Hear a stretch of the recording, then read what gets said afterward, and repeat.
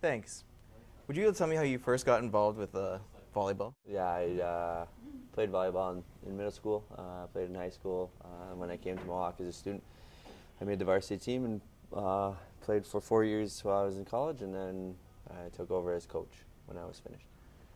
How did you first become the chairman of this? You were on the students' athletics committee? Yes.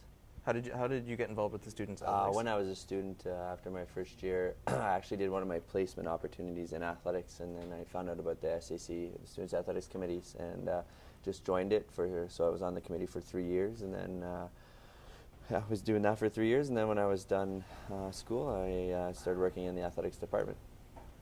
How would you say you have grown from your time when you first got here to now as a coach?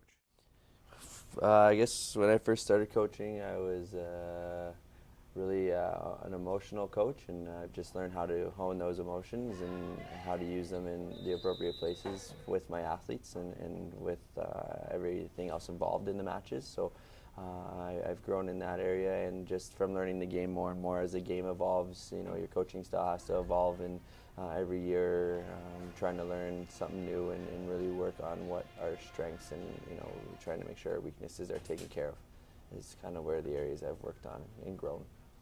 You guys won a championship last year, correct? Yes, that's correct. Was that your first championship as coach? It was actually my second. My first year out of college, I was assistant coach. We had won a championship that year.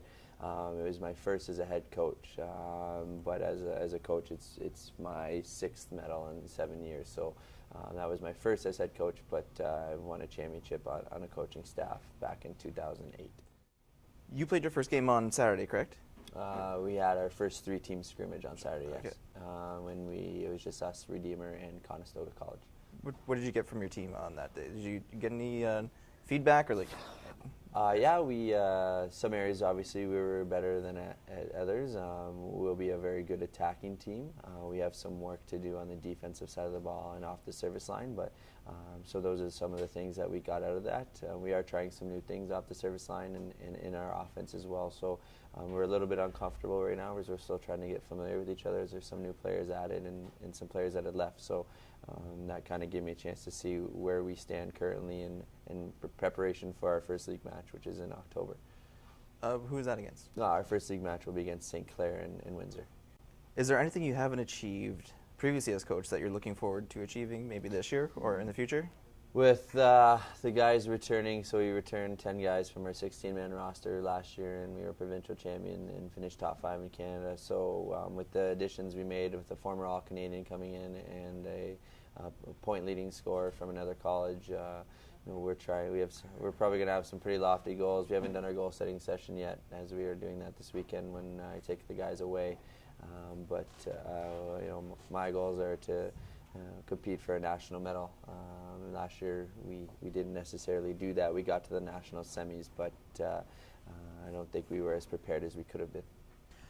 How do you go about coaching when you're on the court? When you when you're calling a timeout, and what's your strategy? What do you tell your guys? It's game to game. It just depends what the flow of the game is. You only get 2 timeouts a set, so you have to use them in the right spots. Generally they're just kind of flow breaking timeouts. Is if the flow is not great on our side, it's just kind of a breather. The good thing about coaching college athletes is you don't really need to do much. It's more of a management of personality. So it's a chance for us to, they know how to play the game. We tweak a little bit. We don't do a lot.